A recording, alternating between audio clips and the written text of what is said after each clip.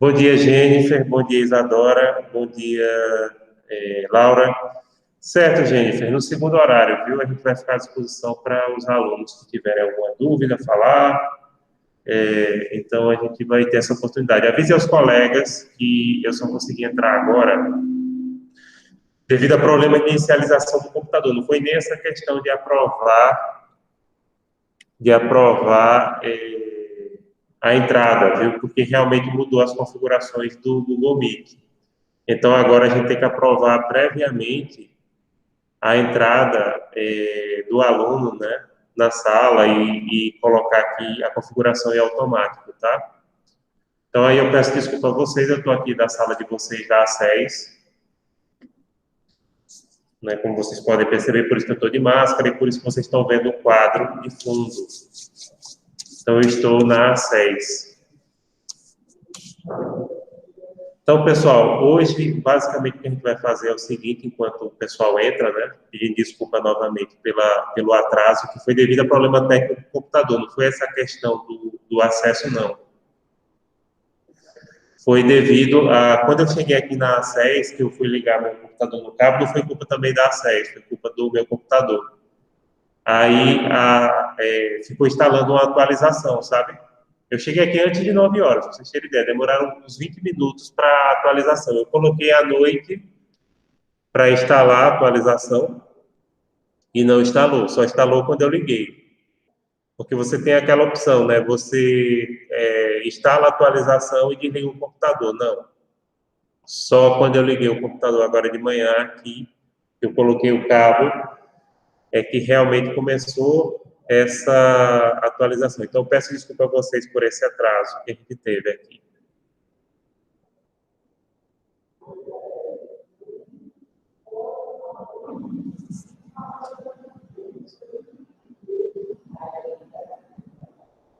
Certo, gente? Então, estou esperando aqui entrar para a gente começar. Basicamente, o que a gente tem que fazer hoje é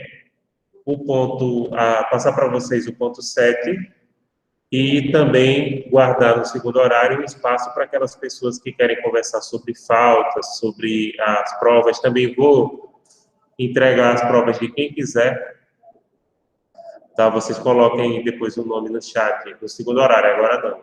Coloquem a matrícula no chat para a gente encaminhar a cópia das provas. Em relação às provas, a maioria da turma de vocês tirou nota 10, porém, a nota 10 foi principalmente devido às atividades, tá? As dissertações em si, a que tirou a maior nota de todas que eu corrigi umas 300, foi 9. Tá? A média dos alunos foi 8 em relação à dissertação. Então, eu vejo que a gente tem que praticar bastante dissertação, por isso que no segunda unidade a gente vai seguir a mesma sistemática, tá? Porque realmente eu estou vendo uma carência nessa área. Cópia, não teve muito, mas teve muitos alunos que seguiram o mesmo roteiro. Então, mas cópia mesmo, acho que teve pouquíssimos casos de cópia de dissertação. Porém, seguir o mesmo roteiro, teve. Então, eu peço a vocês que tenham cuidado com isso, a gente vai voltar a falar. Outra coisa, pessoal, também importantíssima, façam todas as atividades previstas para a segunda unidade, tá? Inclusive, eu já deixei 3 exercícios de fixação e 3 estudos dirigidos que vocês podem fazer até o final do mês, até o dia 29, referentes ao ponto 7, 8 e 9. Tem gente que já está reprovada por faltas, e aí eu vou explicar no segundo horário o que a gente vai passar para essas pessoas que estão em situação de reprovação de faltas, qual é a providência que eles têm que fazer, porque já saíram da primeira unidade reprovados por falta, porque não fizeram as atividades. Eu lembro que na turma de vocês, hoje, acho que não tem mais ninguém em regime de presencialidade, né? E se tiver em regime de presencialidade, tem que vir assistir aula aqui na instituição. Mas aí, quem está no regime remoto tem que fazer todas as atividades, tá? Bom dia, Bruno. Então, teve gente que ficou prejudicado porque não fez as atividades dentro do prazo. Tá? Então, na segunda unidade eu já insisto, a gente já tem atividades lá, peço aos representantes de turma, a Isaac, a Brenda, que façam esse reforço com os colegas para que façam essas atividades dentro do prazo. Todas as atividades a gente dá um prazo bem generoso para vocês fazerem. Tá certo, gente? Então é isso. Provas e faltas a gente conversa no segundo horário. E agora a gente já começa falando do ponto 7, tá bom? O ponto 7 já está disponível os slides, ponto 7, 8 e 9, os 3 primeiros pontos da segunda unidade. E no comecinho de maio eu disponibilizo os 3 últimos pontos da disciplina, que são 12 pontos, né? Falou nisso, 6 pontos da primeira e 6 pontos da segunda unidade. Semana que vem não tem aula minha, viu? Que é minha semana de estudos dirigidos. Então, aí não haverá minha aula.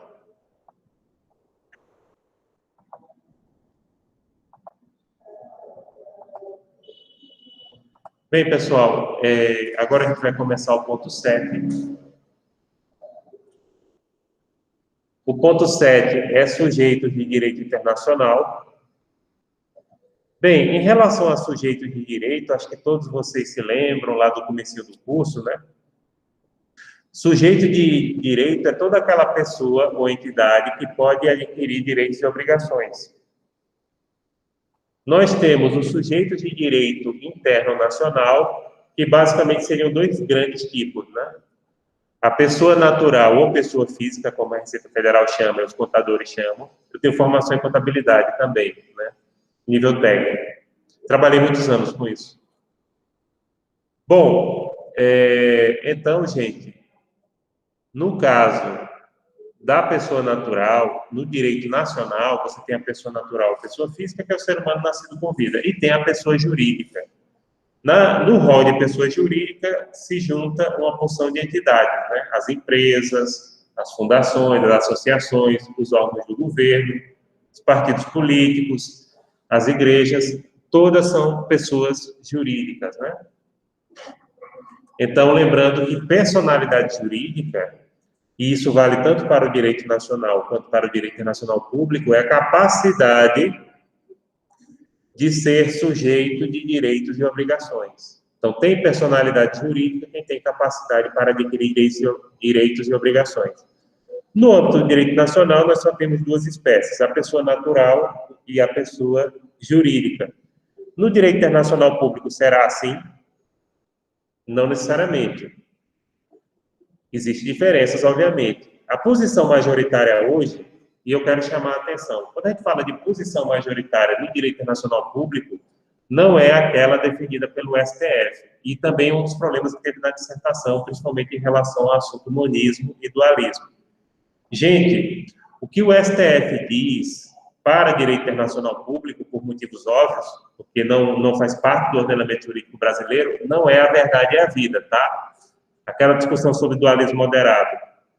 Então, o que o STF estabelece em sua jurisprudência não tem o mesmo peso nessa disciplina que vai ter no direito civil brasileiro, no direito penal brasileiro e no direito constitucional brasileiro, entenderam?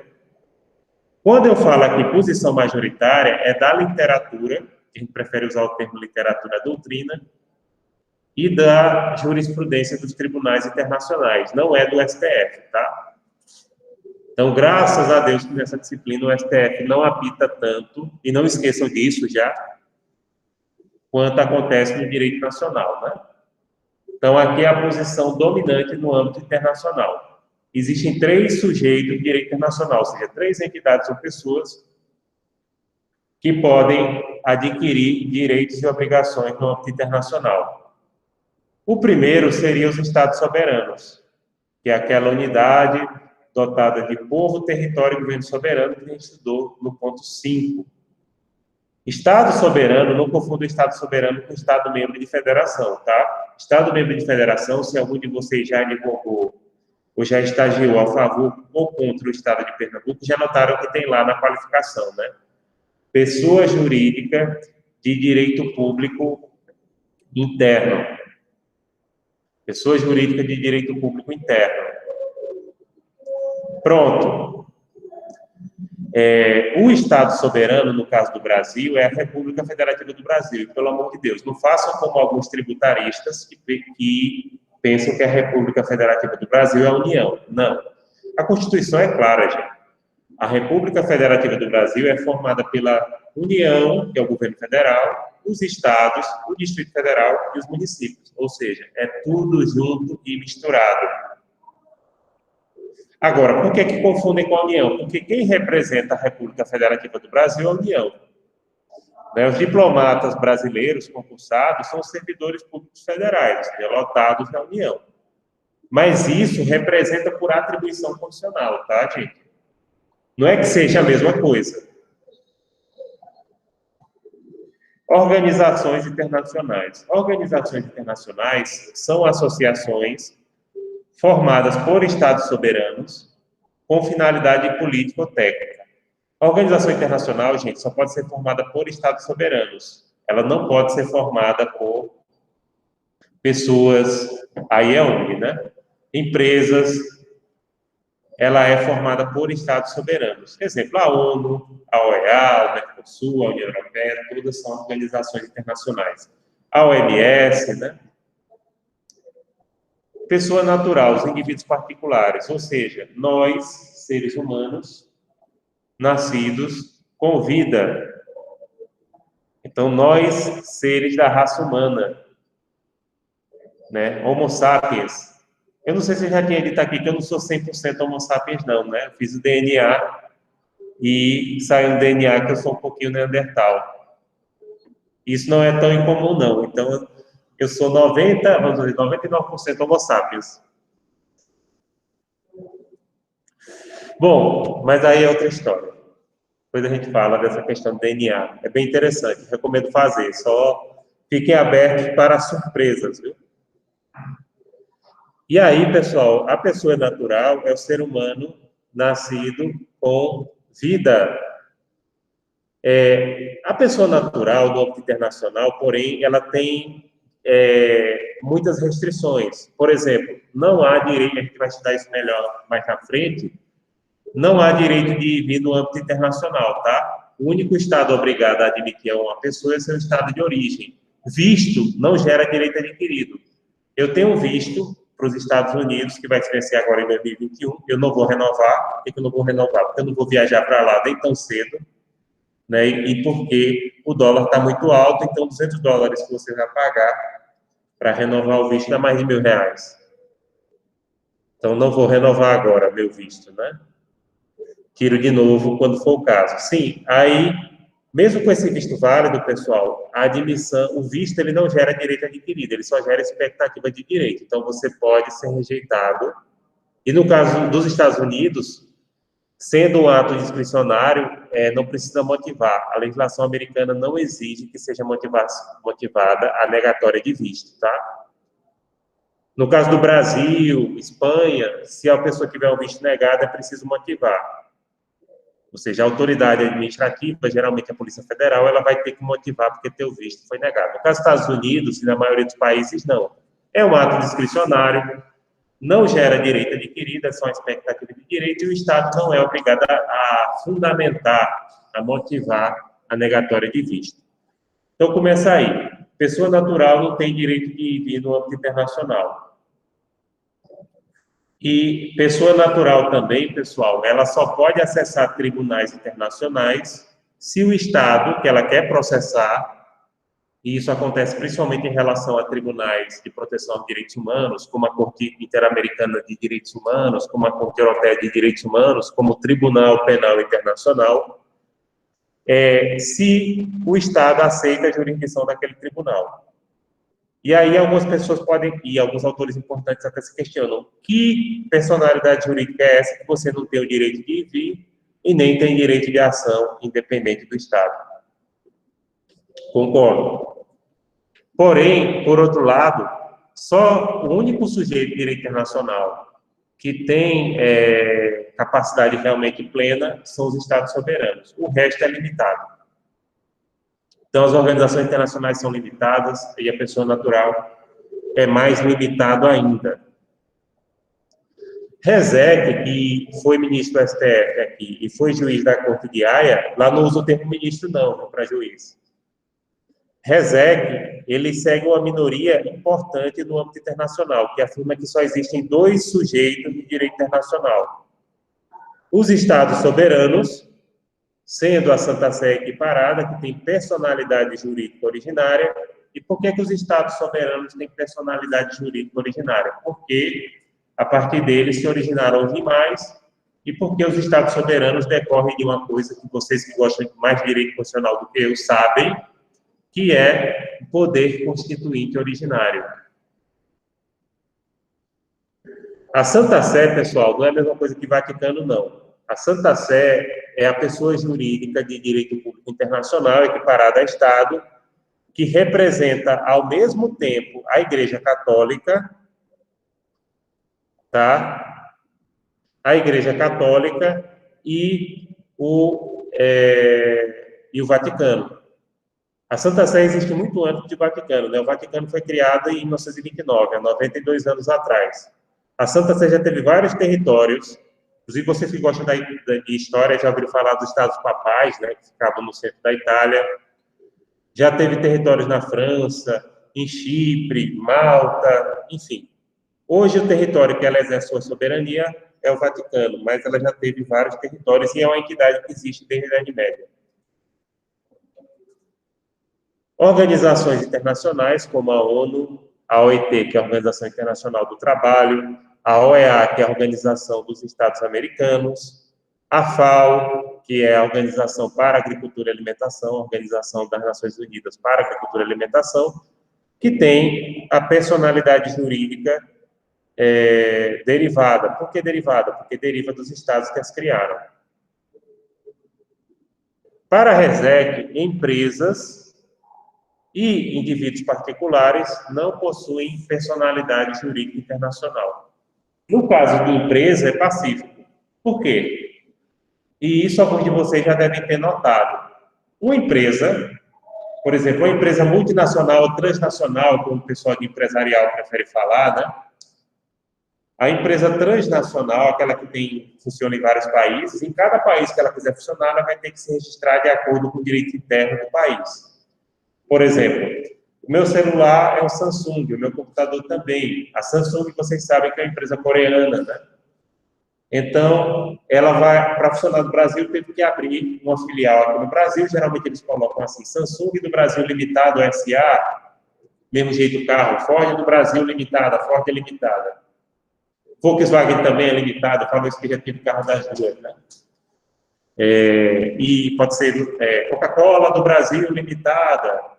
Não existe, gente, um registro mundial de empresas, tá? E cada país que a empresa quiser funcionar, até por questões tributárias e outros problemas, tem que se registrar. O mais próximo que a gente tem de empresas que têm personalidade jurídica para vários países é na União Europeia. Mesmo assim, é restrito, tá? E para a RESEC, indivíduos particulares não possuem personalidade jurídica internacional, porque RESEC, e nesse sentido a posição dele, como eu disse, é uma minoria importante, acha que a personalidade da pessoa natural é muito restrita para você considerar ela realmente um sujeito de direito. Não tem direito de vir, o direito de ação depende da aceitação do Estado, né? Mas é uma visão hoje minoritária, é uma minoria importante, mas é uma minoria. Por quê? Porque os autores focados em direitos humanos, que hoje são a maioria, né? Eles defendem que os indivíduos particulares também são sujeitos de direito internacional, devido à proteção internacional aos direitos humanos. Porém, como eu disse, é limitada. Essa proteção só existe em relação aos países que reconhecem essa proteção. Pronto, esse assunto que eu estou falando é muito importante, por isso que eu quero, se vocês tiverem pergunta, podem perguntar no áudio ou no chat. Eu vou dar uma olhada agora no áudio e no chat.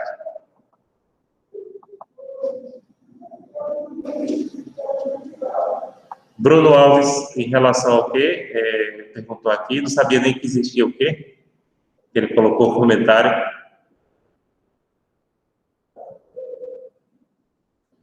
DNA? Ah, sim, sim, sim. Tem exames, inclusive agora está mais barato. Pronto, quando eu fiz o meu, eu paguei uns R$1.500. Meu irmão foi fazer agora, pagou 200 em 10 vezes. Então, tem uma tendência de reduzir o preço. Com esse exame de DNA, dá para você saber a sua composição genética. Inclusive, tem sido muito usado para detectar se a pessoa tem tendência de doença. E também dá para você descobrir, assim, parentesco em relação a pessoas do mundo inteiro que fazem um exame de DNA parecido.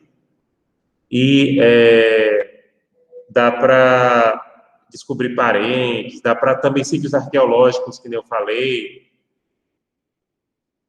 Por exemplo, eu tenho DNA do ponto de vista de arqueológico, daquelas os primeiros povos indígenas do continente americano, que é a cultura Clovis nos Estados Unidos, o meu DNA bate com um deles também.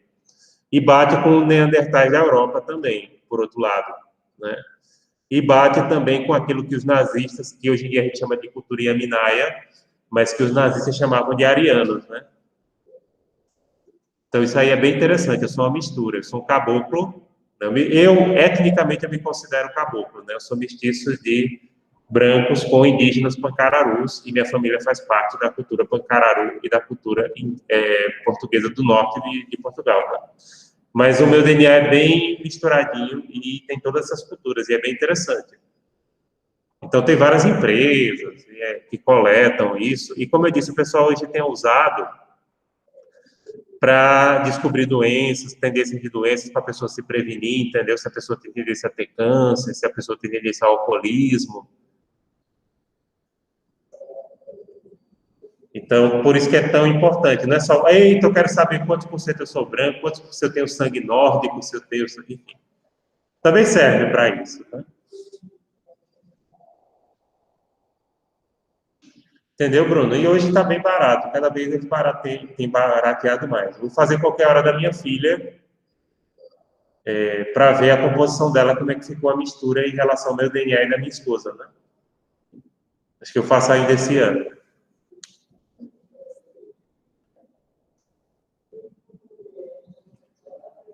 Pronto, tem um caso, só antes da gente voltar aqui. Se quiserem fazer pergunta do assunto, coloquem aqui, viu? Só para eu contar um caso.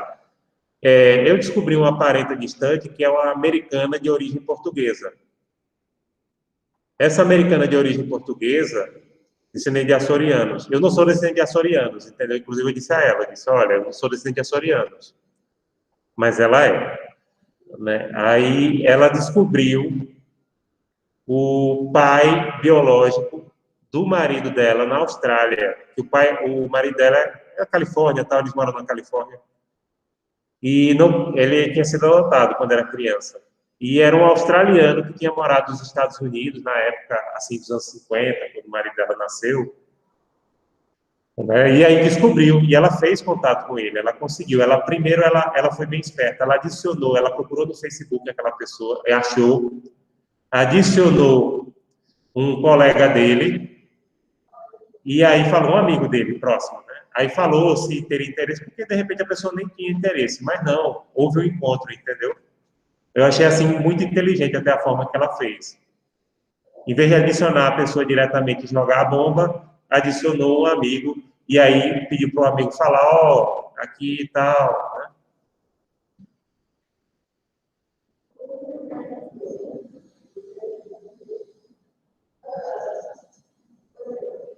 Exatamente, Isadora, mas foi bem inteligente, né? E bem discreta, inclusive, com muito tato. Isaac, a sua pergunta é o seguinte: as organizações internacionais têm personalidade jurídica internacional como os estados, são pessoas jurídicas de direito internacional público também, tá? O que diferencia é a amplitude dessa personalidade jurídica, porque essa personalidade jurídica sempre vai ser maior nos estados, vai ser menor nas organizações e vai ser aquele pouquinho nas pessoas naturais, entendeu? A pessoa natural, a posição majoritária internacional é que ela tem a sua personalidade jurídica, mas que é bastante restrita, como eu estava dizendo a vocês. Não tem direito de vir, não tem acesso a tribunais por direito próprio, né? Depende do Estado. Mas sim, hoje é pacífico. Agora, o que não tem é empresa. Por quê? Porque a empresa depende do registro em cada país.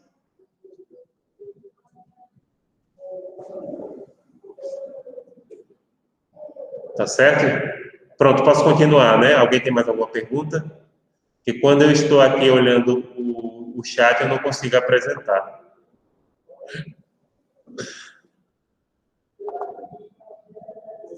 Podemos voltar, né, para o assunto.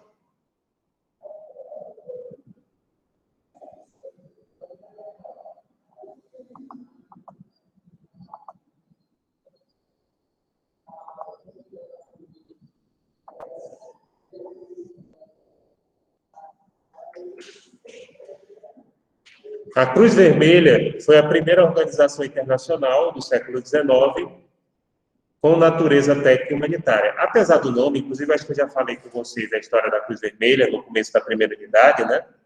A Cruz Vermelha, apesar do nome, não tem finalidade religiosa, né? Em países muçulmanos, ela se chama Crescente Vermelho. Em Israel, eles usam a estrela de Davi vermelha, né?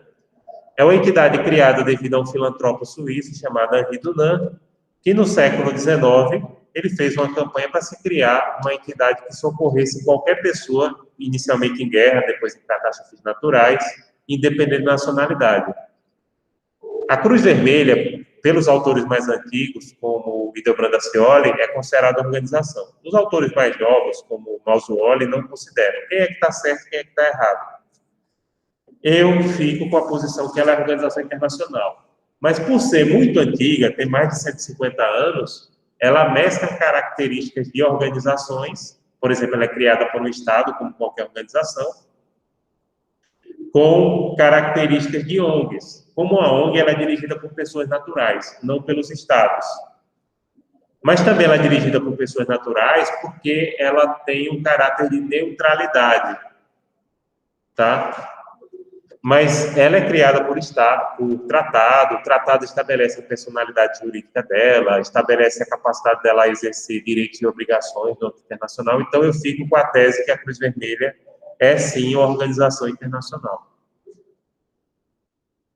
Charles Rousseau, que não é um filósofo, é um autor francês do século passado, ele tem uma classificação um pouco diferente em relação a sujeitos de direito internacional. Vamos apresentá-la agora. Primeiro, as coletividades estatais, que seriam os estados soberanos. Aí é igual, né? Segundo, as coletividades interestatais, ou seja, porque são formadas entre estados, que seriam as organizações internacionais. Terceiro, as coletividades não estatais, que seriam os movimentos de libertação nacional.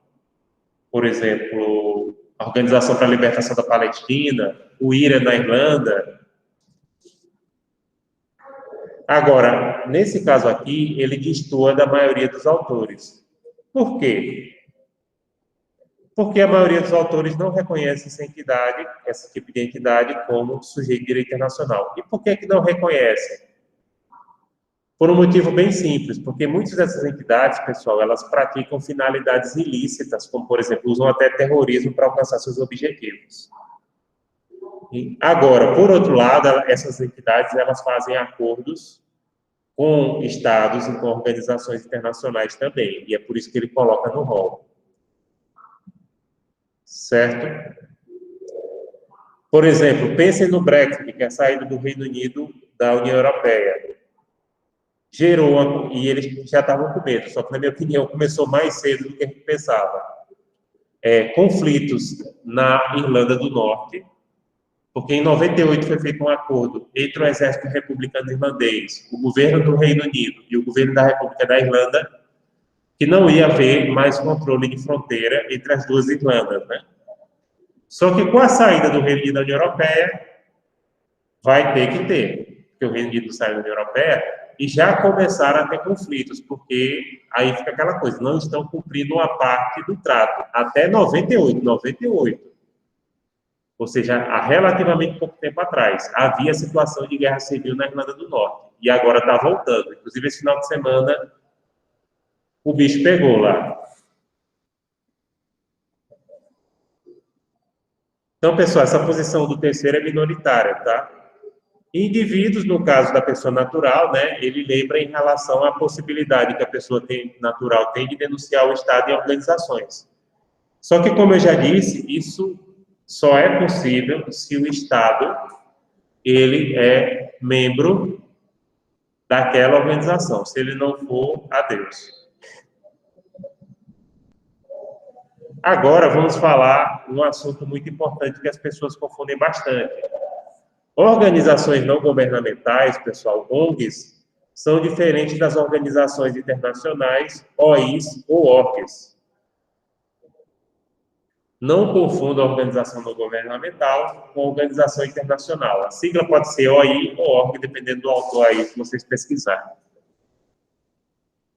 Mas as pessoas confundem muito. Tecnicamente, é até o contrário, né? Porque organizações internacionais são criadas por estados, e organizações não governamentais, já diz o nome, é não governamental, é formada por pessoas, por empresas particulares, né? Mas as pessoas confundem muito, porque as ONGs atuam internacionalmente também. As ONGs, pessoal, ainda que elas atuem internacionalmente, elas não têm personalidade jurídica internacional, elas se regem pelo direito interno, embora algumas organizações as admitam como membro observador. Gente, a situação da ONG é a seguinte: uma ONG pode atuar no âmbito internacional, tem várias, Greenpeace, Anistia Internacional, FIFA, Comitê Olímpico Internacional, inclusive de vez em quando até alguns alunos perguntam: professor, é verdade que a FIFA tem mais Estados-membros do que a ONU? Eu digo, não, a FIFA não tem Estados-membros, a FIFA tem federações de futebol como membros. A CBF, Confederação Brasileira de Futebol, que representa o Brasil na FIFA, é uma entidade privada, viu, pessoal? Ela não é entidade pública. E a própria FIFA, se vocês lerem o estatuto, se vocês está escrito em inglês, o estatuto em inglês, francês, não tem português, mas tem inglês e francês. É alemão também. Deixa claro que a FIFA é uma associação civil suíça, tá? O Comitê Olímpico Internacional também. Então, ali não tem Estado soberano, ali são entidades privadas, associações de futebol daqueles países, federações geralmente, né? E que representam essa entidade.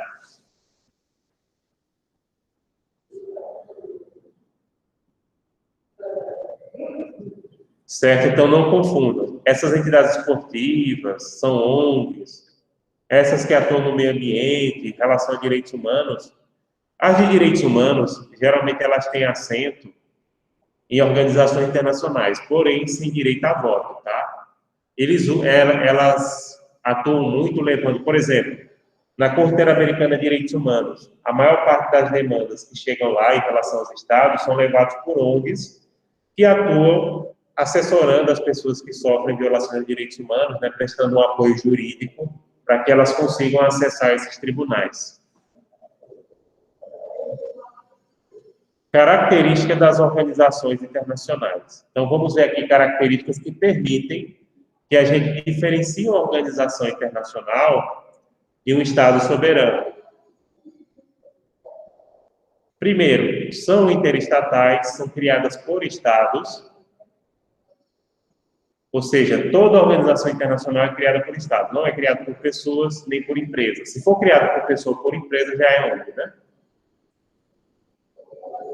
A B, para mim, é a melhor forma de você diferenciar a organização de uma ONG. Elas são criadas por tratados multilaterais que as constituem e estabelecem suas regras e competências. Então, se aquela entidade ela é criada por um tratado, de antemão vocês já podem saber, ela é uma organização internacional.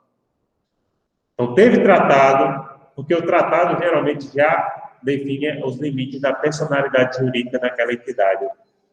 O tratado ele funciona como constituição, como estatuto daquela entidade. Decorre da Associação Livre de Estados. Então, é aquela coisa, nenhum Estado é obrigado a ingressar em qualquer organização internacional e nem a permanecer dela. Pode sair. Porém, se sair, pode ter que pagar dívidas em relação a benefícios que o próprio Estado tenha recebido. Por exemplo, no caso do Brexit, é estimado que o Reino Unido vai ter que pagar uns 40 bilhões de euros, né, de reais. É um dinheiro, assim, gigantesco, né? E de compensação para a União Europeia pelos benefícios que recebeu. Então, pode sair, mas tem que pagar o que deve. Pode entrar se o Estado está dentro do perfil daquela entidade. Possuem capacidade civil e personalidade jurídica própria. Eu já falei que hoje é pacífico na doutrina e na jurisprudência, que elas têm essa capacidade civil e personalidade jurídica própria, como acontece, por exemplo, em relação às associações do direito nacional e as pessoas naturais que as compõem, né? Personalidade independente. E são compostas por órgãos permanentes, distintos e independentes de seus membros. Então, essas entidades têm sua sede, têm seus prédios, e são independentes dos países membros, tá? Elas não funcionam junto à estrutura da administração pública dos Estados membros, ela tem a sua própria estrutura.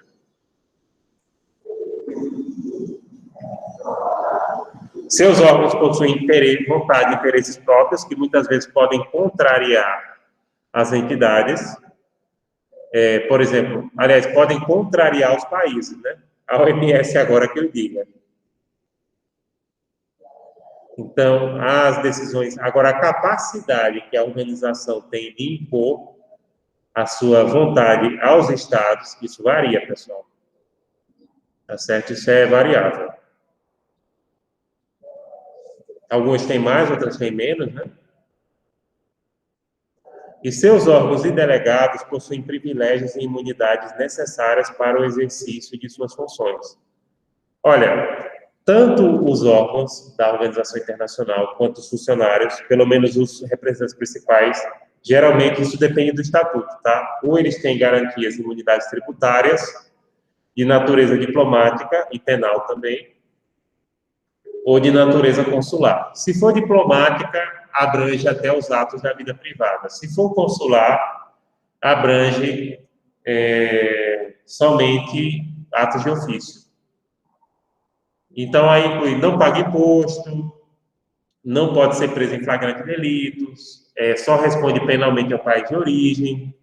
Então, tem uma porção de prerrogativas aí, que inclui nesses privilégios e imunidades.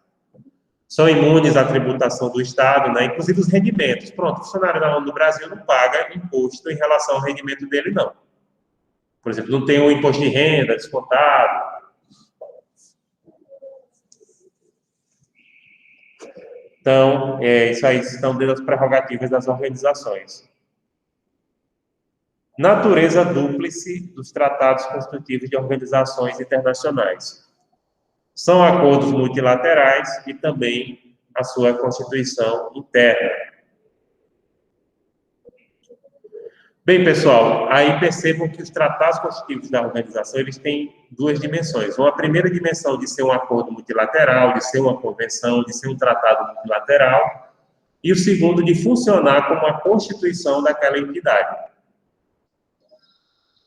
E esse tratado constitutivo da organização internacional, geralmente é chamado Carta, Estatuto ou Constituição, e é a sua lei orgânica, não está sujeita a reservas, possuindo primazia sobre tratados internacionais em geral. Gente, o tratado constitutivo pode ser carta, como é o caso da ONU, da OEA, estatuto, como, por exemplo, Tribunal Penal Internacional, que também é organização, Constituição, a OMS chama Constituição, a União Europeia chama Constituição, depois mudou. Hoje é o Tratado de Lisboa, que rege a União Europeia, né? Não está sujeito a reservas, ou seja, o Estado adere no todo, ele não pode vetar artigos do tratado constitutivo da organização internacional. E tem na sua área de competência primazia sobre os tratados internacionais em geral. As organizações internacionais, gente, elas podem possuir um regimento interno criado por seus órgãos, sim. Elas podem ter esse regimento interno. Geralmente são aquelas que têm procedimentos mais complexos de votação, de assembleias, como é o caso da ONU, da OMC também, a Organização Mundial de Comércio, dos tribunais internacionais também, eles têm regimento interno. No caso dos tribunais internacionais, o regimento interno funciona como código de processo.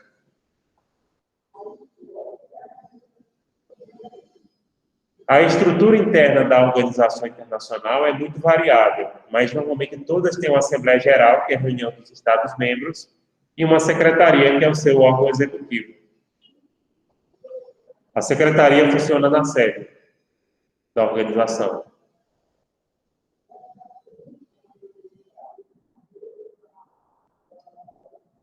Pronto, agora entra a parte de classificação. Antes da classificação, deixa eu ver se vocês têm alguma pergunta. Professor, eu tenho uma dúvida. Pode perguntar. Se um Estado-membro de uma organização internacional, ele discorda da adesão dela a um contrato, ele pode recorrer sobre isso ou pedir que os efeitos desse tratado não incidam sobre ele? Laura, depende do que o Estatuto da Organização Internacional permitir. Se o Estatuto da Organização Internacional permitir isso, pode sim. Porque a estrutura interna da Organização Internacional é muito variável, pessoal. Então, algumas podem conceder essa prerrogativa aos Estados, outras não, tá? Mas quem define isso é o seu Estatuto. Então, não tem como dar a resposta pronta e acabada. Sempre as prerrogativas da organização sempre variam de acordo com o que o seu Estatuto estabelece. Então, se o seu Estatuto permitir que sim, sim. Por exemplo, você tem uma organização que na União Europeia que praticamente ela pode mexer no orçamento dos países. Quer dizer, não é que ela pode estabelecer regras gerais, ela não pode delimitar, assim, essa despesa é tal coisa, mas ela pode estabelecer regras gerais que os estados têm que se adequar. Entendeu? Entendi, professor. Obrigada. Nada. Mais alguma pergunta, pessoal?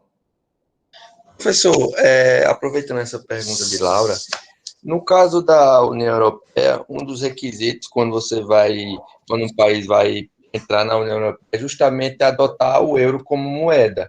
No caso do Reino Unido, foi uma exceção criada?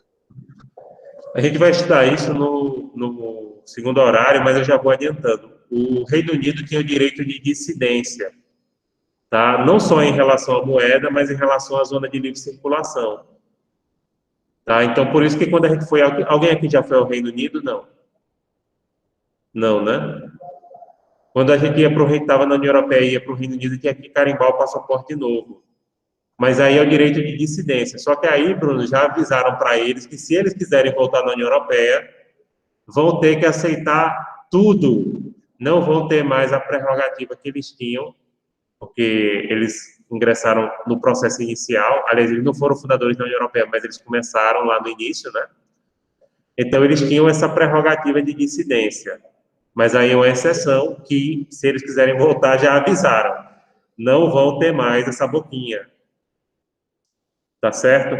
Alguns países do leste europeu, como a Polônia, não adotam o euro. Mas não adotam porque ainda não alcançaram as condições econômicas, porque não é só assim, eu quero adotar o euro. O país tem que ter uma economia organizada para poder fazer parte da zona do euro, tá certo, Bruno? Não assim, por exemplo, a Polônia, ela vai ter que adotar o euro mais cedo ou mais tarde, mas ela ainda não alcançou as condições econômicas para adotar o euro. E, francamente, pelo que eu vi lá, eu fui à Polônia também já. A moeda polonesa é o zloty, a cotação parece com o real, mais ou menos. É mais ou menos assim, 1 para 1, em relação ao real. A Polônia é um país muito barato para o contexto europeu. E os poloneses, eles trabalham muito como mão de obra barata em vários países da União Europeia, de Portugal até o Reino Unido. Se você for no Reino Unido, quase todo pedreiro é polonês. Isso é bem interessante. E, gente, aí, para os poloneses, compensam eles terem uma moeda mais desvalorizada, porque, por exemplo, eles remetem dinheiro dos outros países da Europa para lá. Mas mais cedo ou mais tarde eles vão ter que adotar o euro. A não ser que eles saiam da União Europeia, né? Entendeu, Bruno? Não, entendi perfeitamente. Entendeu, né? Então, o Reino Unido, e francamente, eu acho que futuramente o Reino Unido vai querer voltar da União Europeia. Por que isso? Primeiro, a maioria das pessoas que votaram no referendo, os jovens votaram a favor. Já é um sinal. E outro momento, o Brexit não está sendo um bom negócio como muita gente pensava que ia ser, viu? É porque o Reino Unido, diferente de outros países que foram potências coloniais na Europa, como Portugal, Espanha e mesmo a França, eles têm noção já de que eles não são a mesma potência que era antigamente. O Reino Unido parece que não caiu na realidade, entendeu? Eu avalio assim. Entendi. No caso, eu tenho outra pergunta. Lá para o começo da década de 10, né, 2011, por aí, eu lembro que teve uma crise baba na Grécia, em que quase que ela mudava a moeda dela. Como ela participa da União Europeia, poderia ela ter a mudança de moeda, criar uma nova moeda? Veja, dentro do contexto da União Europeia, não. Ela só conseguiria se ela saísse da União Europeia. Só que para ela sair da União Europeia, ela teria que pagar uma dívida gigantesca, que a Grécia, como um país pequeno e que praticamente vive do turismo, não teria condições, tá?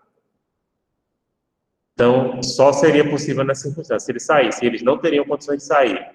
Mas a União Europeia, inclusive, ela impôs pesadas restrições à Grécia. Eles tiveram que demitir funcionalismo, reduzir aposentadorias, uma porção de coisa, gente.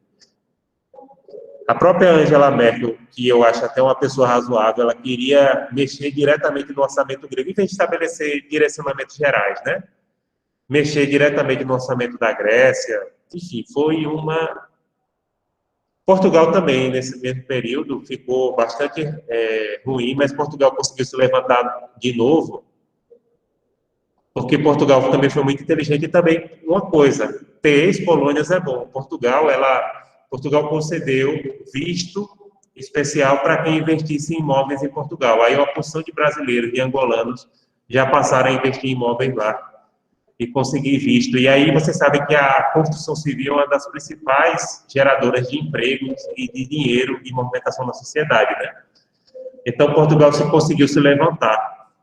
E porque Portugal se tornou hoje um país da moda na Europa, né? Então muita gente tem casa em Portugal, casa de praia. Eu até brinquei com a minha esposa a última vez que eu fui com ela em Portugal, Portugal era a Tamandaré dos europeus do norte, né? Inclusive, tem muito condomínio fechado que nem vende em Portugal, só vende lá no Reino Unido, na Alemanha, para o pessoal de praia, sabe? Porque para eles o clima de Portugal é quente, para o nosso frio. Né? Para o nosso padrão, o clima deles é parecido com o do Rio Grande do Sul. É mais ou menos o mesmo clima, um pouco mais seco, mas seria mais ou menos aquele clima. No caso, é Mediterrâneo. Né? O Mediterrâneo para o subtropical, a diferença é a umidade. O clima subtropical é mais úmido, mas é muito parecido, assim, tem temperatura, é difícil nevar, mas a temperatura todos os anos chega perto de zero no inverno. Pronto, gente, mais alguma coisa?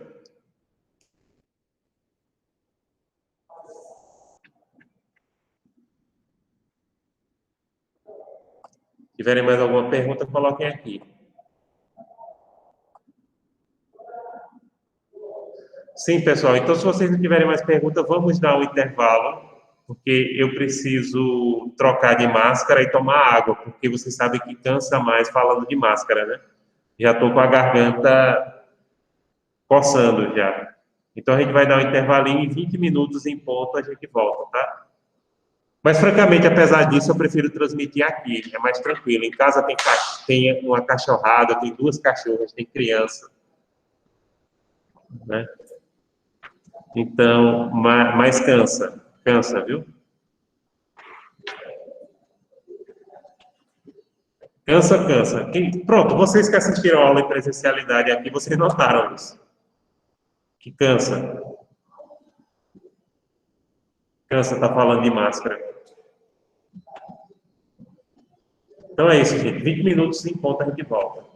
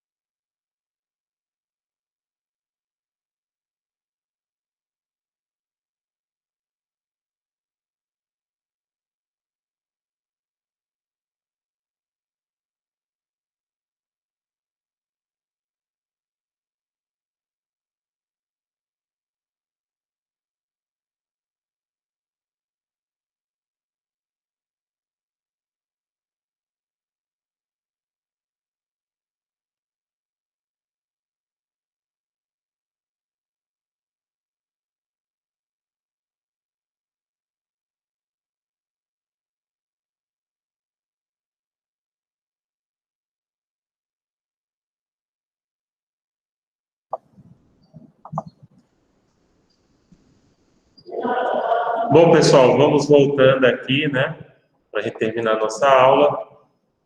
Agora, a gente vai fazer o seguinte.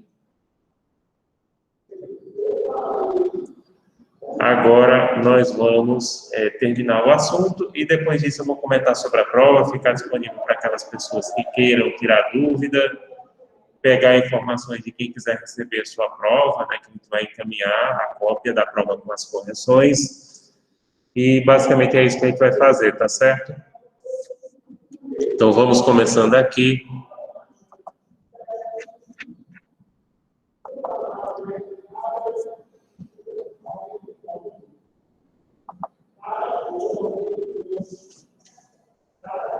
Então vamos lá, né, gente?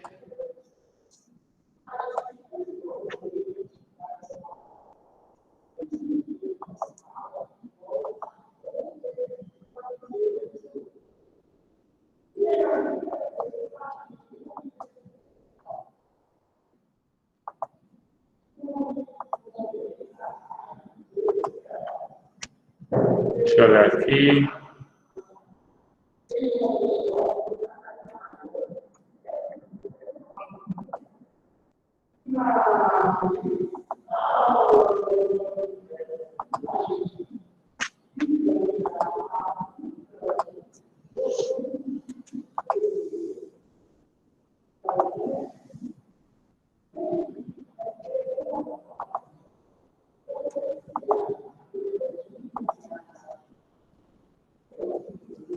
Bem, pessoal, classificação das organizações internacionais. Caso vocês não estejam vendo, por favor, me avisem.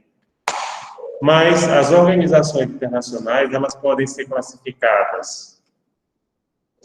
Quanto aos fins, nós temos as organizações gerais, que são aquelas que têm a sua finalidade o mais ampla possível. Por exemplo, a ONU, a Organização das Nações Unidas, e a OEA, a Organização dos Estados Americanos. No caso da ONU, o objetivo dela é promover a paz mundial, a cooperação entre os povos e o respeito aos direitos humanos, etc. Ou seja, percebam que é uma finalidade bem ampla. Então, os gerais são aquelas que têm a finalidade bem ampla. A OEA tem uma finalidade parecida com a ONU, porém no contexto do continente americano.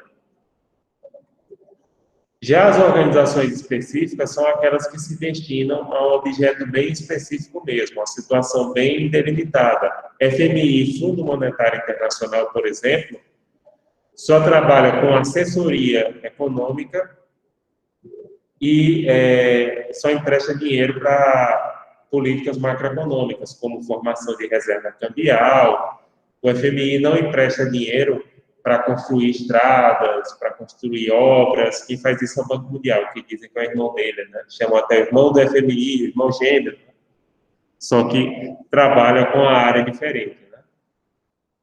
A Unesco, que é a Organização das Nações Unidas para a Educação, Ciência e Cultura, que trabalha com essas três áreas, é a Unesco que dá o patrimônio da humanidade, né? Vocês sabem que Pernambuco tem um patrimônio nacional.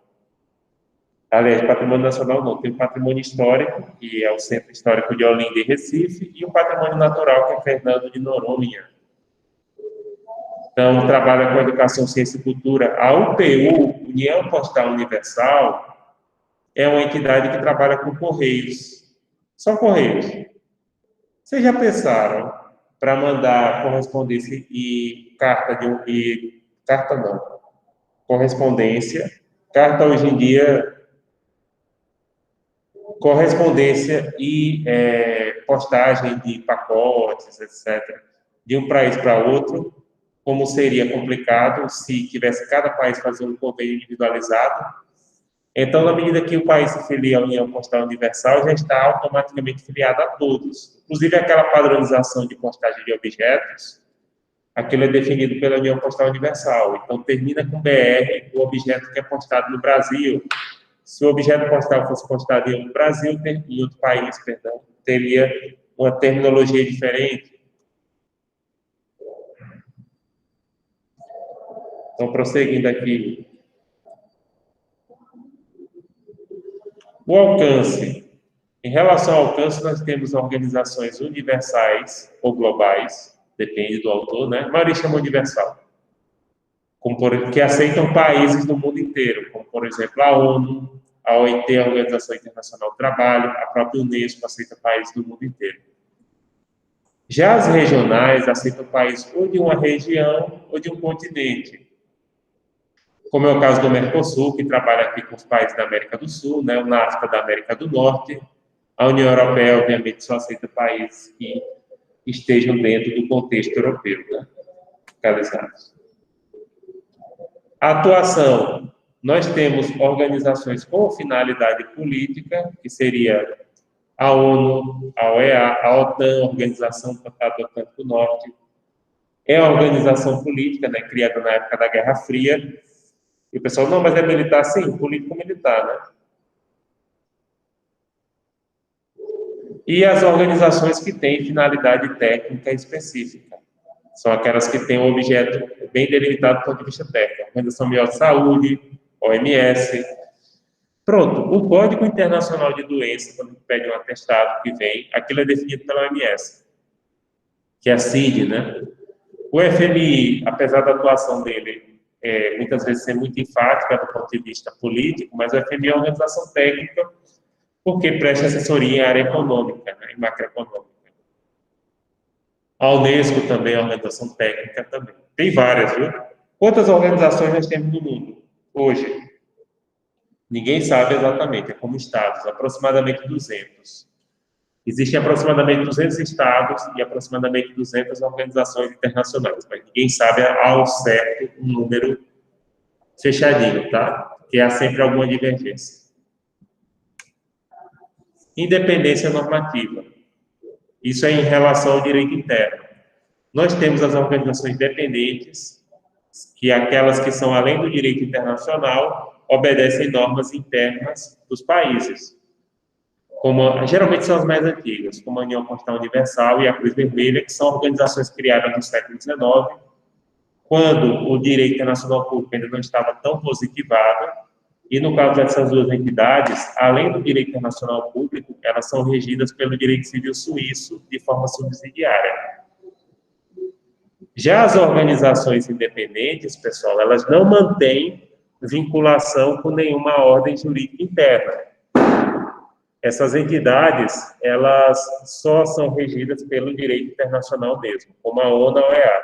Inclusive, tem a organização internacional que ela tem o seu próprio direito. Essa organização internacional é a União Europeia, direito comunitário. Inclusive, tem gente que diz que brasileiro, né, tem direito comunitário do Mercosul. Não, gente. Na minha opinião, não é nem opinião, na minha avaliação de estudioso do tema, só há direito comunitário na União Europeia mesmo. E o direito comunitário, dentro da sua competência, só tem, aliás, pode mexer na legislação interna dos países, com exceção das cláusulas pétreas constitucionais dos respectivos países membros.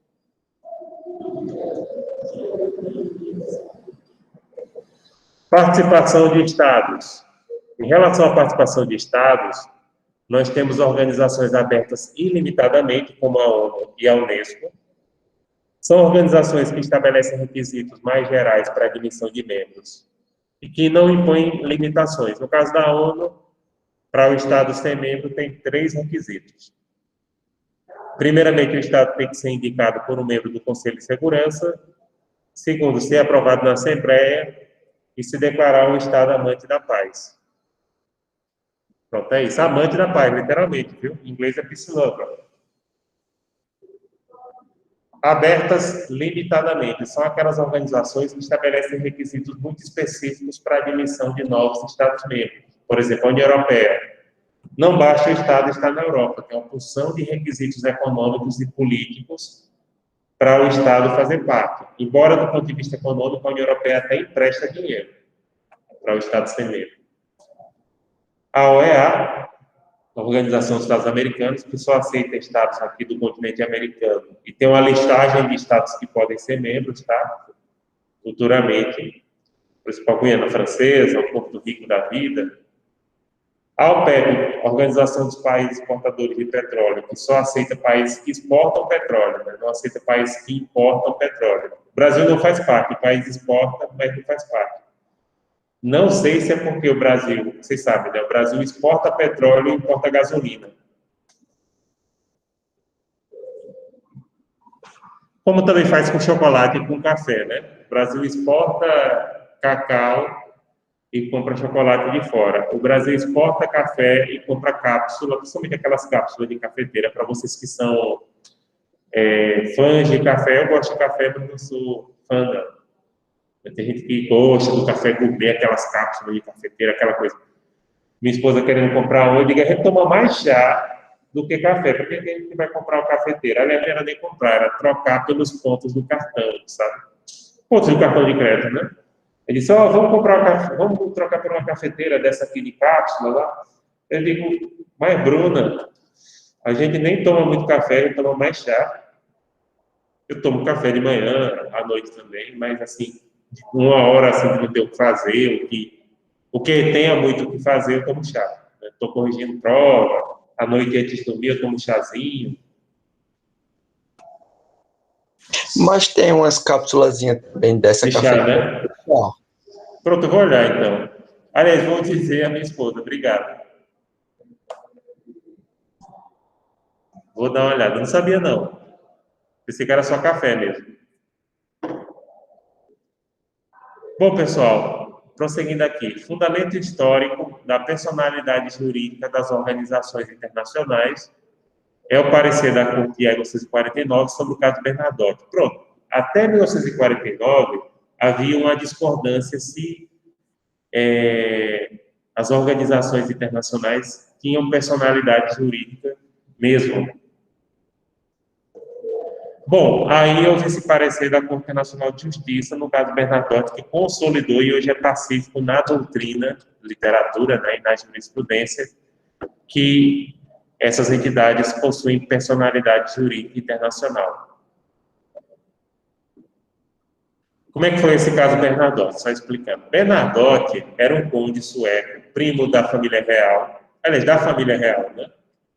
E ele morreu num atentado terrorista organizado por guerrilheiros judeus durante o processo de independência de Israel.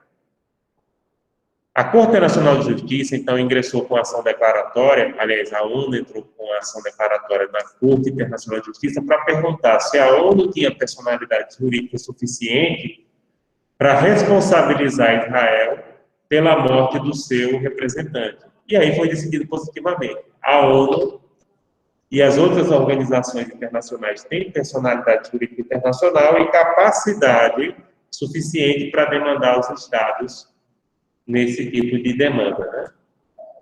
Pronto.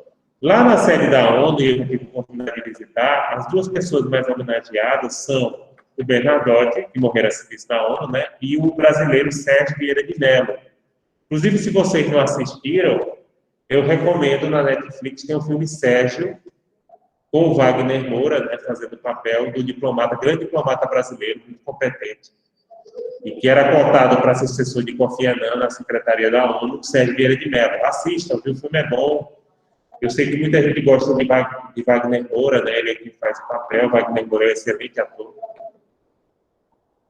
Então vale a pena assistir o filme Sérgio, lá na Netflix. A personalidade jurídica internacional raramente vem expressa em seus instrumentos constitutivos. Só as organizações mais novas, como o Mercosul, ou que reformaram seu estatuto há pouco tempo, como a União Europeia, é que colocam expressamente que a entidade tem personalidade jurídica internacional. Mas hoje em dia isso é presumido, tá? Hoje em dia isso é pacífico nos tribunais internacionais, como eu disse, e na jurisprudência também. E na literatura, perdão. Decisões e deliberações das organizações internacionais, gente, são normalmente tomadas por votações em assembleias gerais ou órgãos congêneres. Quando diz órgão congênere, quer dizer órgão similar, órgão parecido, porque alguns podem chamar a assembleia geral de outra forma. É nesse sentido. Espécies e sistemas decisórios das organizações internacionais. Dificilmente uma organização adota um sistema decisório único. Geralmente, uma organização ela adota vários sistemas decisórios simultaneamente, tá? Dependendo do assunto que é votado. E aí, pessoal, tem a unanimidade. Unanimidade é quando exige que todos os Estados-membros concordem para uma situação ser aprovada. Por exemplo, na União Europeia, para admitir um novo Estado, é preciso que todos aprovem. Então, tem que ser unanimidade.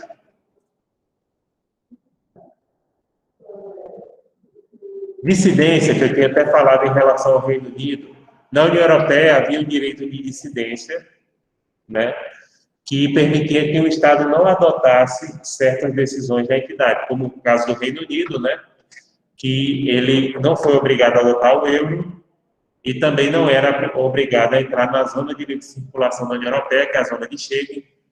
Se algum de vocês já foi para a Europa, vocês sabem que lá tem uma zona de livre circulação, que, por exemplo, nós brasileiros, nós podemos circular naquela zona durante 90 dias e basta que a gente carimbe o passaporte na entrada e na saída, né? Depois eu vou falar sobre esse assunto lá na frente, que é o Acordo de Schengen. No caso, o Reino Unido não fazia parte. Então, por exemplo, quando eu fui ao Reino Unido, eu fui para Portugal, como a maioria. Aí, em Portugal, carimbei o passaporte e tive que carimbar de novo no Reino Unido. Então, isso era o direito de dissidência deles não fazerem parte. Não faziam parte da União Europeia, não faziam parte da zona de livre circulação. Pronto, da zona de livre circulação, sem precisar carimbar o passaporte de novo, eu fui de Portugal até sair na Polônia. Aí, se eu quisesse prosseguir da Polônia para a Ucrânia, aí eu teria. Carimbar de novo, né, o passaporte. Voto ponderado. Voto ponderado é quando alguns Estados-membros eles têm uma qualidade de voto especial mais do que outros membros, sabe? Isso ocorre, tem dois exemplos bem conhecidos. No Conselho de Segurança da ONU, os membros permanentes, Estados Unidos, China, Rússia, França e Reino Unido, eles têm o poder de veto. Ou seja, o Conselho de Segurança só atua ou aprova se eles não vetarem. Se abstiver, não tem problema não. Mas se vetarem, adeus. Então, aquilo é um tipo de voto ponderado. O outro exemplo de voto ponderado é no FMI, no Banco Mundial, o voto dos estados é proporcional ao capital que eles têm investido, porque são bancos, né? São organizações internacionais, mas são bancos também. Então, ali o voto é de acordo com o que o país tem investido. Inclusive, o Brasil tem ações do FMI, tá? O Brasil tem mais ativos no FMI do que passivos. Porque parte de nossa reserva cambial está em títulos do FMI. Reserva cambial, vocês sabem, né? É aquele montante de valor, antigamente era em ouro, depois passou a ser em dólar, hoje em dia é uma porção de produtos, né? Títulos de governo, euro, ouro, dólar. Hoje, dificilmente o país tem reservas cambiais só em um tipo de coisa. Que aquela coisa pode desvalorizar, entenderam? Então, geralmente, eles têm vários. Porque a nossa moeda, ela não é emitida totalmente livre, não. Também não é 100% amarrada. A nossa moeda, ela, quanto maior é essa reserva cambial, geralmente mais valorizada é a moeda. Apesar que o real sofreu desvalorização por nossos problemas internos. Não foi porque o governo atual reduziu as reservas cambiais, não. E aí entra a especulação também. Está entre nós, né? Mas o governo atual não reduziu, não. As reservas cambiais do Brasil são altas. Que também é outro motivo pelo qual a gente se admira, e na minha opinião aí tem ataque especulativo e pressão, porque houve essa desvalorização pesada do real. Isso aí poderia ter ocorrido se tivesse torrada uma parte das reservas cambiais. Não tendo, claro, há toda uma questão de instabilidade interna e tudo mais. Maioria simples ou qualificada. Maioria simples nas organizações é decisões ordinárias. E maioria qualificada, decisões como, por exemplo, modificação de estatuto. No caso da ONU, as resoluções normalmente passam em maioria simples. A maioria qualificada seria para... a maioria qualificada seria para a reforma do estatuto, por exemplo, que no caso da ONU são 2/3. As organizações internacionais, pessoal, elas não possuem base territorial, elas não têm território soberano, né? Por isso é que elas celebram acordos de sede, tratados com certos estados para estabelecer a sede da entidade. E aí estabelece questões como imunidade tributária, como isenção de taxas, enfim. As pessoas jurídicas internacionais, além do Estado, só passaram a atuar fortemente após a Segunda Guerra Mundial. Antes disso, praticamente só os Estados soberanos atuavam. Em relação às referências, são as mesmas de sempre, né? Delbrando Cioli, atualizado por Paulo Copa Casella, o livro do Mazzoli, que é o melhor de todos, e o livro do Rezeca, que também é muito bom. Tem autores específicos, como, por exemplo, o Cretella Neto, que trabalha com organizações, a Hoffman, que também trabalha com organizações e que tem disponível na biblioteca digital e física aqui da FCES. Pessoal, quero saber agora se vocês têm perguntas. Agora eu vou falar sobre esse assunto. Jennifer deu aqui a dica que tem várias marcas de sabores de chá. Isaac tinha falado que o Brasil vende petróleo barato e compra gasolina cara. Sim, porque não tem capacidade de refino, né? Né, Isaac? Não tem capacidade de refino e aí a gente acaba sendo refém do preço internacional. Não que eu esteja justificando, eu acho que o país que exporta petróleo não precisa necessariamente seguir o preço internacional. E aí, gente, percebam como a Lava Jato também foi perniciosa nesse sentido. A Lava Jato praticamente parou as obras de refinaria. Se via que tivesse corrupção naquelas obras, afastava quem estivesse envolvido na corrupção, prendia quem estivesse envolvido na corrupção, mas deixava a obra concluir. Tá? Deixava concluir a obra, porque aí a gente não tinha nem a desculpa de dizer assim, não, mas se o Brasil exporta petróleo e o Brasil tem a capacidade de produzir toda a gasolina que ele consome, então não tem por que a gente estar com o valor da gasolina amarrado ao mercado internacional, entendeu? Porque é uma coisa interna, você tem que olhar os custos internos. Mas aí, gente, tem outra questão também, que é o interesse dos acionistas, entendeu? Por quê? Alinhar o preço do petróleo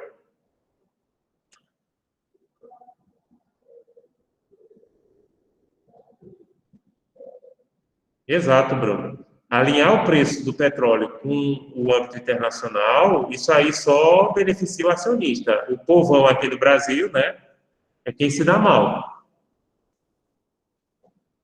Exato, Bruno. O problema da Lava Jato foi também esse. Além das questões de suspeição, etc., ela prejudicou a atividade econômica, em vez de só prender os responsáveis, prejudicou a atividade econômica de empresas que geravam milhares de empregos. Impediu construção de obra pública, gerou prejuízo ao erário público. Não, mas não recuperou, mas gerou prejuízo ao erário público, porque muitas obras ficaram abandonadas e vão ter que ser refeitas se quiser concluir. Refinaria mesmo, é urgente essa questão. Pessoal, agora eu vou comentar sobre a prova, vou falar um pouquinho sobre as faltas, tá? Se vocês não tiverem mais questões sobre esse assunto.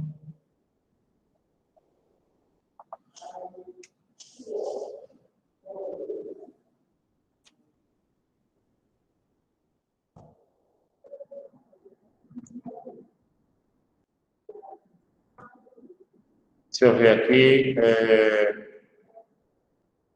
a avaliação de vocês, vou comentar um pouquinho. Primeiro, como eu disse aqui, o que eu chamo a atenção é que a maioria das notas de vocês foram boas, porém as dissertações não foram tão boas assim. Eu notei que o pessoal tem uma dificuldade, tudo bem que o tamanho era muito pequeno das dissertações, mas muita dificuldade na hora de redigir, mesmo deixando uma semana.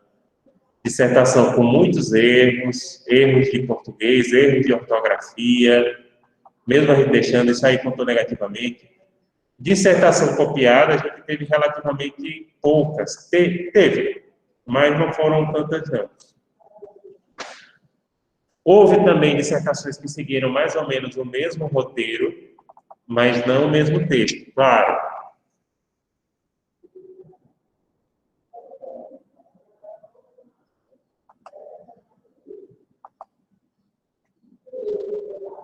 E deixa eu abrir aqui para comentar um pouco cada questão.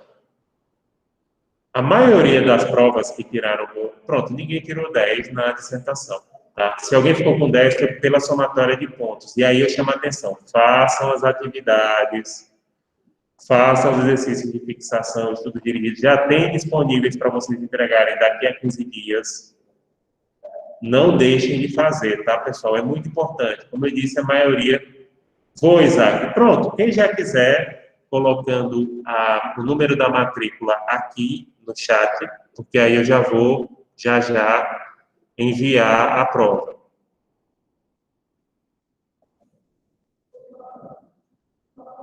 Então, perfeito. Pode colocar no chat o número da matrícula, que todos que colocarem, e quem não tiver aqui hoje, quiser receber, manda um e-mail adicional para mim, tá? Que aí a gente manda. Sem problema. Perfeito. Podem deixar aqui que fica salvo. Eu mando ainda hoje. Sim, pessoal, outra coisa. Abram essas provas no notebook, tá?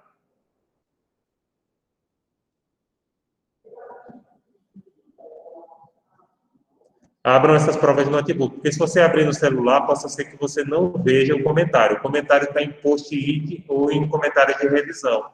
Aí não é todo celular que dá para você visualizar, não, tá?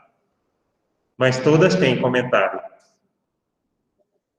Então, beleza, porque a segunda unidade a gente vai seguir a mesma dinâmica. Então, é importante que vocês vejam isso. Pronto, eu vou comentar a prova agora. Podem deixar aqui no chat que eu vou mandar. Pessoal, o primeiro tema de dissertação era a contribuição da antiguidade para o direito internacional público. Inclusive, gente, sobre esse tema, a maioria não, muita gente errou, e aí, obviamente, eu descontei proporcionalmente, porque, em vez de falar da antiguidade só, ou em vez de falar mais da antiguidade, falaram de outros períodos históricos, falaram da Idade Média, falaram da Idade Moderna, falaram da Paz de Westfália, e às vezes acabaram falando mais de outros períodos históricos do que da antiguidade. Então, se era a contribuição da antiguidade, e um detalhe que eu também chamo a atenção de vocês, a antiguidade com A maiúscula é o período histórico que começa com a invenção da escrita, e vai até a queda do Império Romano do Ocidente. E muita gente coloca a antiguidade com A minúsculo, pensa que a antiguidade é um período que não seja o atual. Tá? Não, a antiguidade com A maiúsculo é um período histórico bem específico. Tá? E aí, a nota foi proporcional ao que vocês fizeram. Então, se era antiguidade, era para você falar, não necessariamente só na antiguidade, mas principalmente na antiguidade. Então, a gente colocou um parágrafo da antiguidade e o resto de outros períodos históricos, até do século XX. Então, esse foi o principal erro. Segundo tema, né? Monismo e dualismo no direito internacional, no ordenamento jurídico brasileiro. Nesse caso, pessoal, era para definir o que é monismo e dualismo e falar sobre a perspectiva do ordenamento jurídico. Tem uma posição da jurisprudência antiga do STF, começou nos anos 70, né, que falava do dualismo moderado, mas a jurisprudência já é ultrapassada, até pela consideração da emenda 45 de 2004. E aí, gente, como eu disse a vocês, não entendam que em direito internacional público o que o STF diz é a verdade, tá? Então, existe uma divergência entre uma posição antiga do STF, que de vez em quando é lembrada indevidamente, porque tem a emenda 45 de 2004, que já mudou esse cenário, e a posição da doutrina que entende que o Brasil adota realmente o monismo, tá? Então, esqueça essa história de que o que o STF diz nessa disciplina é verdade e a vida. Não é. A importância das normas ius cogens no direito internacional público, é o nosso terceiro tema. Nesse caso, falar o que é norma ius cogens. Sim, gente, pessoal, não é todo o Tratado de Direitos Humanos que é norma ius cogens. Alguns basilares, como a Declaração Universal de Direitos Humanos, mas não são todos, tá? Então, TVC Rio. Aplicação do controle de convencionalidade no ordenamento jurídico brasileiro. Nesse caso, pessoal, seria falar o que é controle de convencionalidade, um pouquinho das suas modalidades e falar como ele é aplicado no Brasil. Não é só o judiciário que aplica o controle de convencionalidade, tá? A administração pública, o legislativo também tem essa prerrogativa de aplicar. Outra coisa, muita gente lembrou até da prisão depositária infiel, mas quase ninguém não, ninguém lembrou, por exemplo, da audiência de custódia que decorre do controle de convencionalidade. E teve gente até que falou sobre tratados sem falar de controle de convencionalidade. Não. Em cada tema de dissertação, o tema de dissertação veio aqui no primeiro em negrito. O ponto é o assunto da onde é tirado o tema. Parece que teve gente que não notou isso. Uma coisa que eu quero chamar a atenção, pessoal, é que leiam as instruções da prova. Eu sei que tinha muitas instruções, mas teve gente que não obedeceu. Por exemplo, teve citação direta em algumas dissertações, poucas, mas teve. E aqui claramente falava. Outra coisa, teve gente que não colocou nem negrito, e aqui na terceira instrução já falava, era para colocar negrito. Claro, eu não tirei a maior parte da pontuação, mas algum pontinho, meio ponto, um ponto, a pessoa acabou perdendo por conta disso. E numa dissertação que a pessoa poderia entregar numa semana, cheia de erro de ortografia, de português, isso contou negativamente também. O quinto assunto é a natureza jurídica do reconhecimento de estados. Nesse caso, falar um pouquinho o que é reconhecimento de estado e falar sobre a natureza jurídica, que do ponto de vista da posição majoritária da jurisprudência e da literatura, é declaratória, não é constitutiva, né? Explicar isso. Pouca gente respondeu esse ponto. O ponto 6 é a importância da jurisdição da Corte Internacional de Justiça, CIJ, da Organização das Nações Unidas. Teve gente que respondeu esse ponto, falou de todos os tipos de mecanismos de soluções pacíficas e não falou nem da competência da Corte. A competência contenciosa e consultiva no âmbito civil. Claro, a maioria falou corretamente das fontes, né? Das fontes não, da Corte Internacional, como é que ela funciona, etc. Mas aí deixou a desejar desses aspectos. Pronto, pessoal, isso em relação à prova. Em relação a faltas, agora também eu queria falar com vocês, eu vou mandar essas provas ainda hoje para vocês, acho que agora, volta de meio-dia, vocês estão recebendo os e-mails de vocês. Se alguém não receber, no horário da tarde, pode mandar para o meu mencional emersonassis@aces.edu.br, tá? Aí deixa eu explicar em relação à prova, às faltas. Em relação à falta, pessoal, cada atividade que vocês não fizeram, levaram 2 faltas. Certo? Teve algumas pessoas, na turma de vocês não muitas, mas teve algumas pessoas que ficaram reprovadas por falta na primeira unidade, não fizeram exercícios, nem fizeram exercício complementar. Então, quem está reprovado por faltas na primeira unidade vai ter chance, vai, e aí eu peço atenção de Isaac, de Brenda, dos representantes da turma, para que repasse isso aos colegas. Depois eu também posso postar no Moodle essas instruções.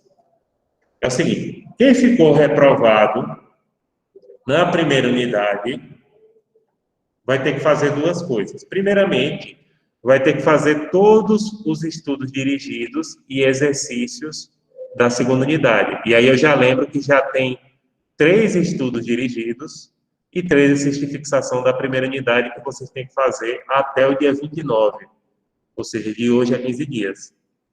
Eu vou passei 3 agora não, essa semana eu deixei 3, acho que alguém já viu, né? E no começo de maio eu deixo mais 3, relativos a 3 pontos, tá? Então, faça. Primeiro ponto, fazer todos os exercícios de fixação e estudos dirigidos. E façam, gente. Porque vocês que tiraram 10, a maioria de vocês tiraram 10 por conta disso, os exercícios. Porque se fosse pela dissertação, quem tirou no mais, tirou 9. Ninguém tirou mais do que 9 na dissertação. Quem fez uma boa dissertação tirou 8, 8,5. Certo? Não, ninguém tirou 10. Inclusive, é um dos motivos que me fazem insistir em aplicar a prova dissertativa, porque os alunos estão muito focados na questão de marcar X, entenderam? Aí a gente tem que treinar a escrita também, não é só marcar X. Então, estejam cientes desse aspecto. O segundo ponto é fazer o exercício complementar da segunda unidade, que eu vou disponibilizar agora no fim de abril, acho que lá para o final da outra semana eu disponibilizo. O exercício complementar da segunda unidade, que vai ser parecido com o da primeira, só que é outro outro trabalho, outro artigo científico. Um artigo científico que vocês vão ter que responder. E aí vocês podem responder até o dia 1º de junho, ou seja, tem espaço, tem tempo mais do que suficiente para responder. Então, claro, eu quero pedir que vocês colaborem, que vocês façam isso. Não é minha intenção deixar ninguém reprovado, porém vocês precisam ter um comprometimento aqui de fazer essas atividades também, tá certo? Entenderam, pessoal?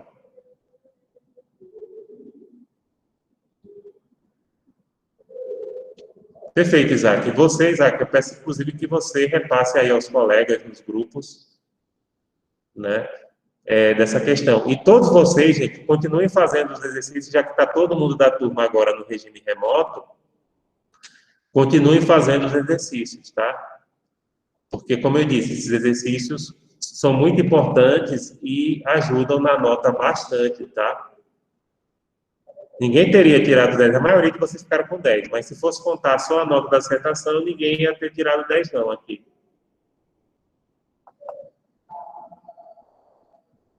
Pronto, pessoal, o que mais?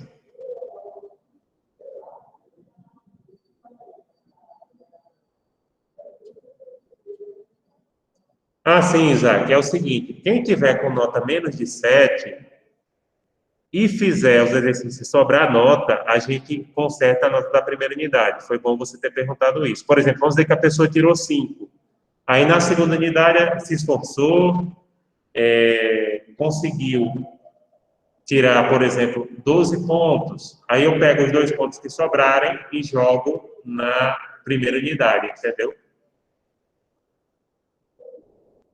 Então, havendo sobra de notas na segunda unidade, a gente soma. Então, por isso que eu peço, todo mundo fazendo os exercícios. E todos os exercícios têm prazo mais do que suficiente.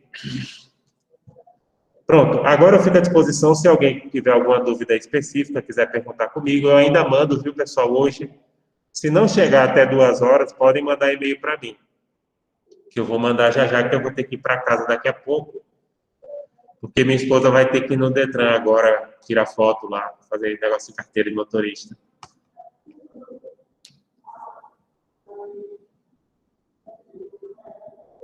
Pronto, então, se alguém tiver dúvida, pode tirar agora comigo, quiser conversar comigo. Os demais podem sair já. Obrigado, bom final de semana para vocês, tá? Então, pessoal, sempre fica à disposição de vocês, tá? Qualquer coisa.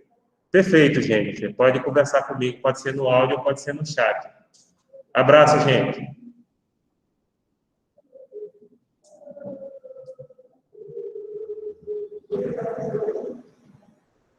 Perfeito, gente. Você pode conversar comigo no chat ou aqui. Por nada, Bruno. Até mais.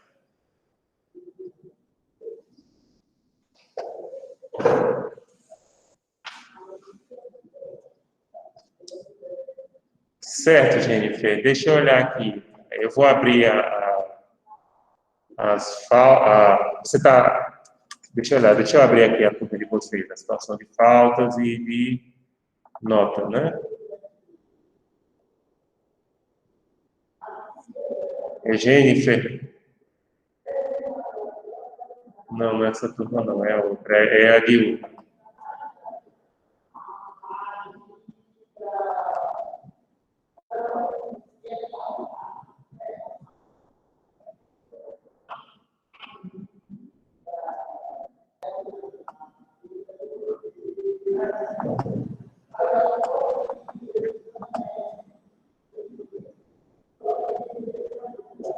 Jennifer, aqui está faltando os exercícios. Deixa eu lhe dizer quais são os exercícios que está faltando aqui para mim. Do ponto 1, 2, 3, de fixação, 5, 6.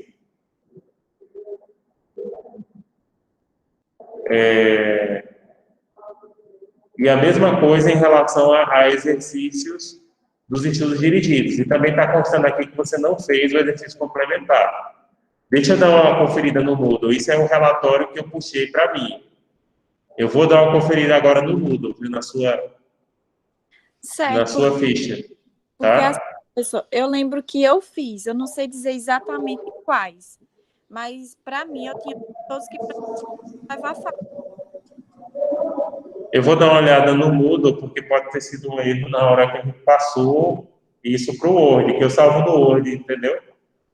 Tudo bem, sem Vamos problema. ver aqui se foi erro mesmo meu. Se não for, você vai ter que olhar no seu, e caso seja, aí você fica sujeito àquela situação que eu estava explicando aqui. Certo, Tá? tudo bem. Deixa eu dar uma olhada aqui na sua ficha. Jennifer Rayane e Galindo Mandu, né? Isso. Pronto, eu estou abrindo aqui a sua ficha.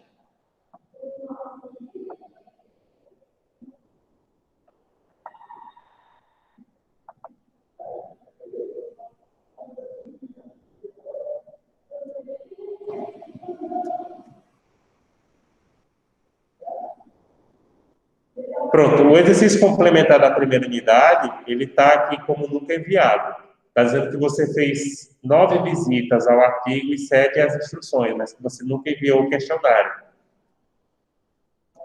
Em relação ao ponto 1, o exercício de fixação também não não foi enviado, o estudo dirigido também não foi enviado. Do ponto 2, exercício de fixação não enviado, estudo dirigido não enviado. Do ponto 3, exercício de fixação não enviado, estudo dirigido também não enviado. Do ponto 4, tem o exercício de fixação e tem o estudo dirigido. Ponto 4. Ponto 5, não tem exercício de fixação e não tem estudo dirigido. Ponto 6, não tem exercício de fixação e não tem estudo dirigido. Você vai fazer o seguinte, dá uma conferida no seu Moodle, como é que está aparecendo. Entendeu, Jennifer? E Entendi. olhe se essas atividades estão realmente como não enviadas. E caso estejam, você vai fazer um print screen e mandar para o meu e-mail adicional, tá? E aí eu vou Certo. pedir para o pessoal do sistema analisar se foi algum erro do sistema, tá? Certo, porque assim, eu lembro que quando o último prazo eu estava no sítio. Aí eu não sei se por conta da internet não enviou, mas eu lembro que eu fiz. Mas eu vou olhar aqui. Pronto, me dá essa conferida e qualquer coisa manda para o meu e-mail adicional. É Emerson Assis. Aliás, quando você colocar Emerson, já aparece Emerson Tá, Assis no seu e-mail adicional e você me manda. Tira o relatório, porque se tiver divergência entre o seu relatório e o meu, aí eu entro em contato com o pessoal do sistema, tá? Tudo bem, eu vou olhar aqui, professor. Tá? Obrigada. E se não tiver, se não tiver confirmado, aí infelizmente a gente não pode fazer nada, você vai ter que seguir aquelas minhas instruções, tá? Certo. De fazer os que o senhor já passou e mais os que o senhor vai passar, né? Não, os que eu já passei e terminou o prazo, você não pode fazer mais. Você vai ter que fazer todos os que eu passar. Não, é porque o senhor não já passou outros agora? 3 pontos, 3 pontos agora. E ver se Pronto. daqui a 15 dias, exato. Pronto, tudo bem. Tá certo, professor. Tá Obrigada. certo? Nada, tchau, tchau. Tchau. Mais alguém, gente? Mais alguém? Se não, a gente encerra a nossa aula por aqui e até a próxima. Então, se alguém quiser se manifestar, deixa eu ver quem está aqui, Anderson, quiser perguntar alguma coisa. Se não, a gente já encerra por aqui.